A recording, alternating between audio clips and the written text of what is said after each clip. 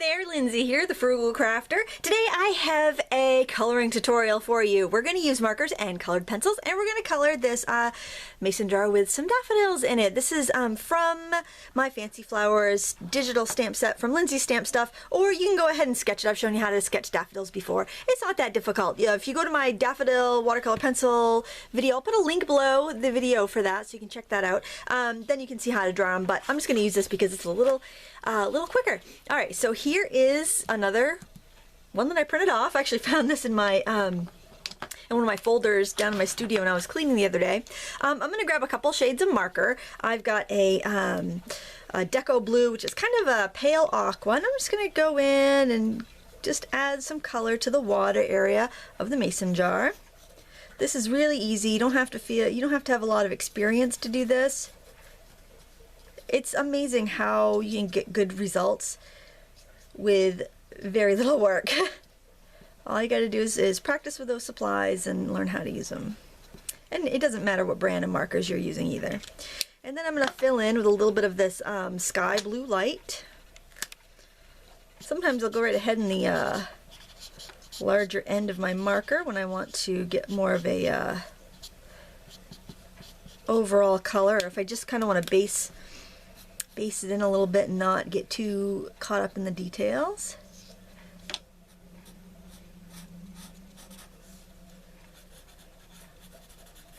There we go.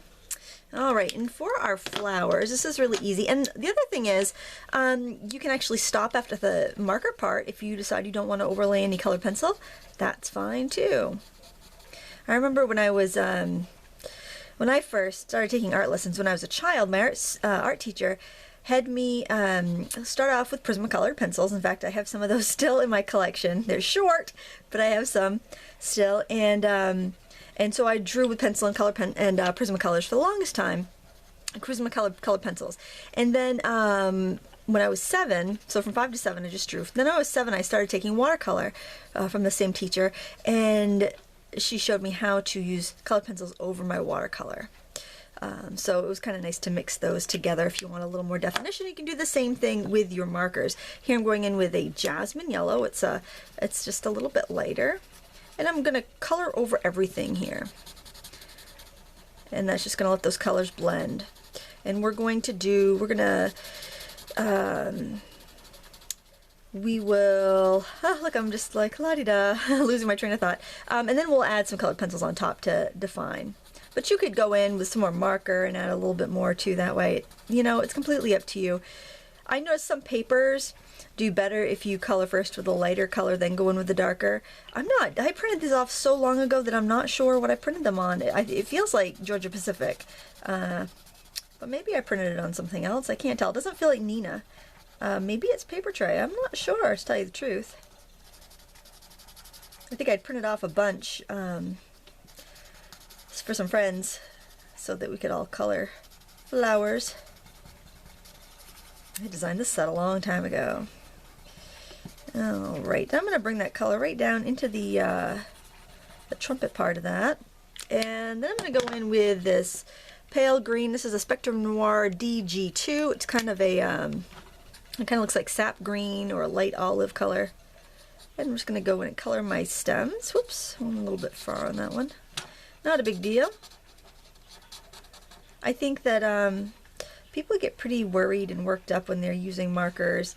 For one thing, they can be expensive, and I think that more than anything makes people feel a little nervous about using them. I'm a little bit of green in the center here.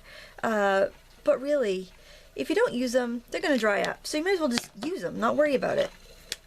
You can always re-ink them. You can always get more. You deserve to use them. You bought and paid for them, you deserve to use them. Alright, so we got the basic coloring done, and if you want to go in with a little bit more of the darker yellow, you can, but it's really not necessary because we're going to go in with colored pencils and add a lot to it. But you could see how you could do another layer of the marker and get a really nice look too. I'll go ahead and do that on the other petals just so that we're working with the same amount of coloring everywhere. And it's pretty easy to see where the shadows go because they're a little there are hash marks there that show you where the shadows should be. Alrighty, now I'm gonna move these out of the way and bring over my colored pencils. And a tip, and I've done this on 2 of my pencils already, if your lead's breaking, put the pencil in your microwave on high for 10 seconds, take it out, let it cool, and then sharpen it, and works great. These were breaking all the time. I tried that trick and it worked perfect. So I'm gonna go in with my darkest yellow here, which is yellowed orange, and I'm gonna go in all these shadow areas again. Easy as pie. Actually, maybe I'll just do this flower, and because it's the same thing on both sides, that will keep the video a little shorter so that you can, you know, get to trying it yourself all the quicker, right? That makes sense, doesn't it? I'll put a link to this set below too in the video description if you want to go check it out. And then go to a medium yellow. This is sunburst yellow. And just kind of color over what you've already done. Color over the pencil you've already put in there. I am leaving a little space for highlight. I think this was the one that I had to heat up. It broke on me, and I tried that trick again. That worked for this one too. And I didn't even let it cool down that long. I probably should have, but I was impatient. And it still worked fine. And a little bit of that lightest yellow. Oops, I need a little bit more there. Forgot that guy, forgot that little petal. And then we'll go in with this canary yellow. It's kind of a lemony color. And I'm going over my medium tone and in the areas where I haven't colored anything yet with the pencils. And I'm using this kind of as a blender. That's what I try to do when I'm coloring. I'll use my lightest color to blend. Unless I think it's going to dull out the other colors, and I can use a colorless blender, but for the most part I just use my lightest shade. Alright, so now you can see the difference between this and this, how there's so much more richness of color. I'm going to do a little bit of that in there. And then I'm going to go into the stem and add some of this. This is lime peel. I think this is my favorite green.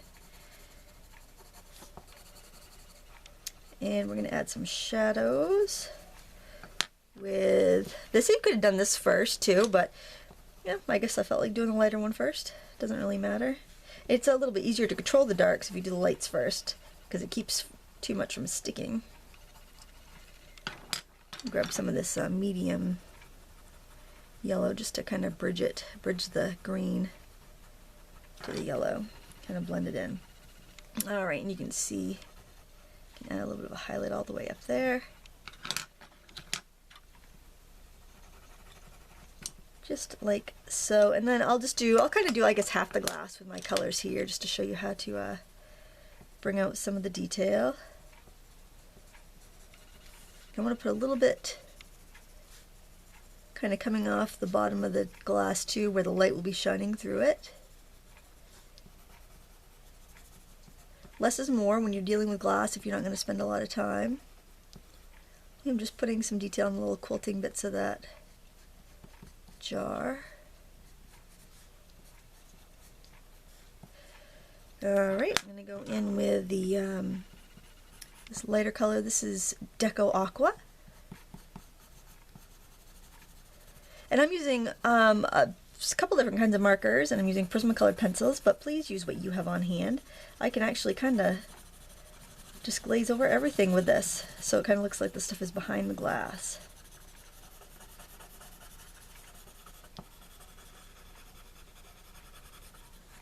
I'm going to bring that highlight out, and then I'm going to do a little bit of shading with some gray.